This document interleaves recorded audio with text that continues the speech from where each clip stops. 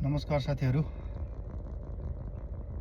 जुन अहिले यो सहकारी पीडितको आन्दोलन फेरि चर्किन थालेको छ, त्यो आन्दोलन जायज छ र यसमा सरकार सरासरी 1000% दोषी छ। किनभने सरकारले जिम्मा लिएर, सरकारको स्वीकृति दिएर सहकारी खोल्न लगाएपछि त्यसको अनुगमन, त्यसको अब के आवश्यक पर्छ भनौँ न, त्यो सारा संसार सरकारले गर्नुपर्छ।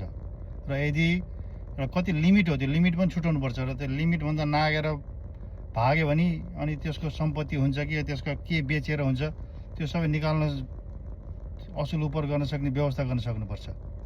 यसमा सरकारको निकै लाचार र निकै फितलो देखिएको छ र बारम्बार खाली सम्झौता गर्ने, सहकारी पीडितहरूसँग खाली वार्तामा आउने, सम्झौता गर्ने अनि सम्झौता कार्यान्वयन नगर्ने, यो सरासर गलत छ।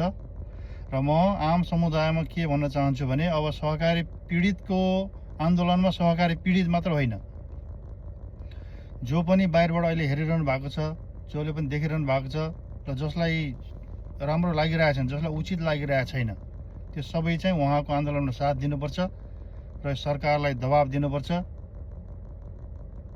र आवश्यक पर्यो भने अब सिंहदरबार हुन्छ, मन्त्रालय हुन्छ, के हुन्छ, सारा संसार उत्रेर, सारा संसार उर्लिएर यो सबलाई घेराउ गरेर चाहिँ सरकार सहकारी पीडितहरूलाई चाहिँ न्याय दिनुपर्छ।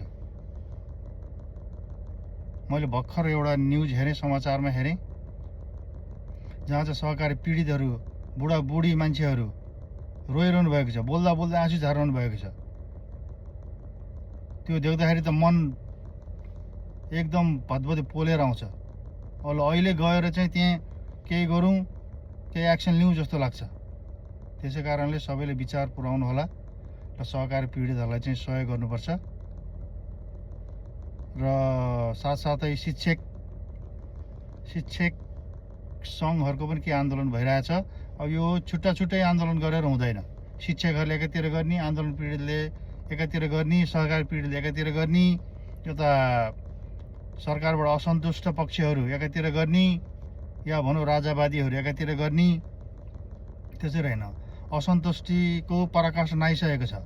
त्यसै कारणले अब सबै समुदायहरू, सबै पीडितहरू, सबै असन्तुष्ट व्यक्तिहरू चाहिँ एकै ठाउँमा आउनु पर्यो र एउटै आन्दोलन, एउटै नेतृत्व गरेर चाहिँ यो सरकारलाई उल्टाएर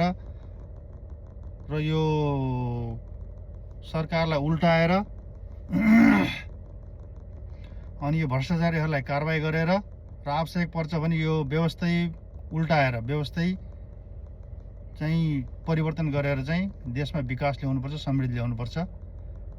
र थ्याङ्क यू। र जसले मेरो यो भिडियो हेर्नुहुन्छ उहाँहरूलाई चाहिँ मेरो भिडियोलाई सब्सक्राइब गर्नुहोला, लाइक गर्नुहोला, सेयर